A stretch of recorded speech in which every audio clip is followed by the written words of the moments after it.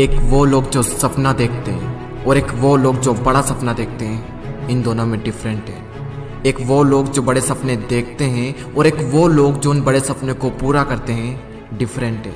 एक वो लोग होते हैं जो ये सोचते हैं कि मुझे ये चाहिए ही चाहिए और अगर नहीं भी मिला तो कोई प्रॉब्लम नहीं, लेकिन एक वो लोग होते हैं जो ये सोचते हैं कि मुझे ये चाहिए ही चाहिए, हर कीमत पर चाहिए, डिफरेंट है। अगर आप इस टाइम पर वो नहीं कर रहे हो जो आपके लिए सबसे ज़्यादा इम्पोर्टेंट है, आपके सपनों से जुड़ा हुआ काम है, तो आपका ड्रीम नहीं सिर्फ एक विश है।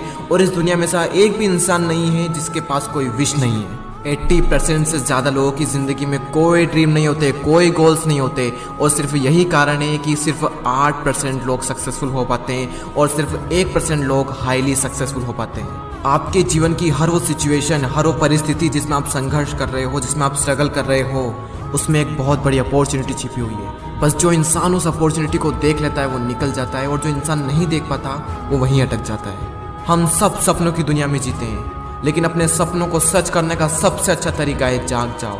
आंखें खोलो, देखो इस दुनिया को किस किस लेवल के लोग हैं, किस लेवल की उनकी सोच है, किस लेवल के उनके सपने हैं, क्या क्या करने को तैयार है वो उन सपनों के लिए। कोई भी इंसान जो अपनी जिंदगी में कुछ बड़ा नहीं कर पाता, जो अपने सपनों पर काम नहीं कर पाता, उसके दो सबसे बड़े कारण होते हैं। एक तो है फेल होने का डर और दूसरा है अपनी खुद की सेल्फ ईगो। लेकिन एक बात तो पहले से ही तय है कि कोई भी इंसान बिना फेल हुए तो कभी कामयाब हो ही नहीं सकता, तो फिर फेल होने का डर क्यों? एक इंसान है जिसकी मैं बात करना चाहूँगा, जो कि 4th में 2 बार फेल, 8th क्लास में 3 बार फेल, ग्रेजुएशन के एंट्रेंस एग्जाम में 5 बार फेल, 30 जॉब इंटरव्यू से रिजेक्टेड। KFC के जॉब इंटरव्यू में जाते हैं, वहाँ पर 24 में से 23 को सिलेक्ट कर लिया जाता है, लेकिन उस एक इंसान को सिलेक्ट नहीं किया जाता। फिर वो पुलिस में भर्ती होने के लिए जाते हैं, वहाँ पर 5 में से 4 इंसान को सिलेक्ट कर लिया जाता है, लेकिन उससे सिलेक्ट नहीं किया जाता। वे फिर से जॉब इंटरव्यू के लिए जाते हैं, और उस टाइम पर उनका फ्रेंड जिसके उनसे भी कम मार्क्स होते हैं वो उनके साथ में होता है।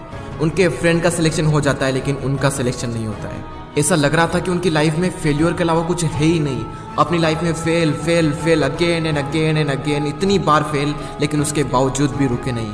और आज हम उस इंसान को जानते हैं, चाइना के सबसे अमीर इंसान और अलीबाबा कंपनी के फाउंडर जैक मा के नाम से। जब भी इतना फेल होने के बावजूद भी चाइना के सबसे अमीर इंसान बन सकते हैं, तो मुझे तो नहीं लगता कि आपकी ज़िंदगी में कभी इतने फेल्योर आए होंगे या फिर आने वाले होंगे। अगर आप फेल हो भी गए तो कोई बात नहीं, क्योंकि फेल होने से लर्निंग और एक्सपीरियंस बढ़ता है, और एक्सपीरियंस और लर्निंग से सक्सेस मिलती है। तो ये इशारा है कि आप सक्सेसफुल होने वाले हो। ये था पहला कारण, फेल होने का डर। और दूसरा कारण है अपनी सेल्फ ईगो। एक रिसर्च शो करती है कि आधे से ज़्यादा लोग सिर्फ अपनी ईगो के कारण अपनी ज़िंदगी में ज़्यादा कुछ बड़ा नहीं कर पाते। अगर आपको छोटे से छोटे लेवल का काम करना पड़ रहा है, करो।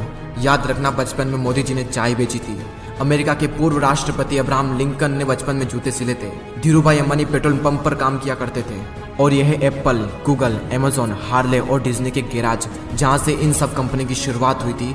और आज ये कंपनियां कुछ ऐसी दिखती है। अपनी सोच को सबसे बड़ा रखो, लेकिन शुरुआत हमेशा छोटे से छोटे लेवल से करो। याद रखना, शुरुआत में किस किस लेवल के काम करने पड़ते हैं। शुरुआत में कोई सपोर्ट नहीं करता। शुरुआती जंग हमेशा टफ होती है और बहुत ज़्यादा संघर्ष में होती है, और इसमें अकेले लड़ना पड़ता है। लेकिन इस मुश्किल जंग से जीत कर ही हर महान इंसान महान बनता है। भगवत गीता में लिखा गया है, क्रोध मनुष्य का दुश्मन है, आलस्य मनुष्य का दुश्मन है, लेकिन जब करियर की बात आती है तो ईगो आपका सबसे बड़ा दुश्मन है।